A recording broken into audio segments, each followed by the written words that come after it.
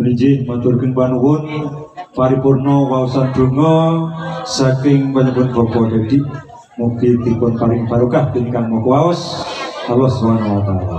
Bapak Ibu para tamu kagungan putri, inggih tata cara panggih pisan pinanganten sampun paripurna.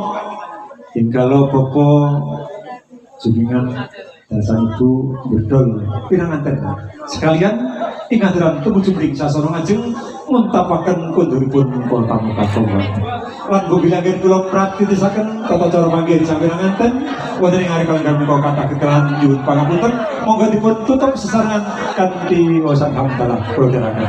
Alhamdulillahirabbil alamin.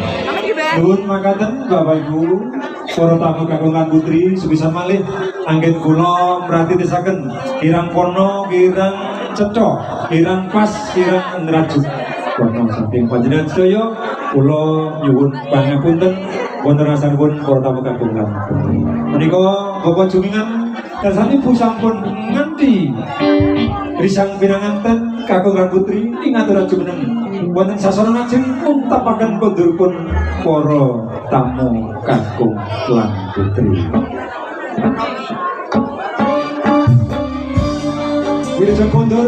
Wilujeng kondur, mugi rawuh dalem sowan-sowan saking pinanggih kaliyan para keluarga kanthi bagya mulya nirboyo nirwikara. Wassalamualaikum warahmatullahi wabarakatuh. Dewan Musik juga mengucapkan selamat jalan kepada seluruh warga besan. Mudah-mudahan selamat sampai tujuan, nonton dalam buat gambar-gambar.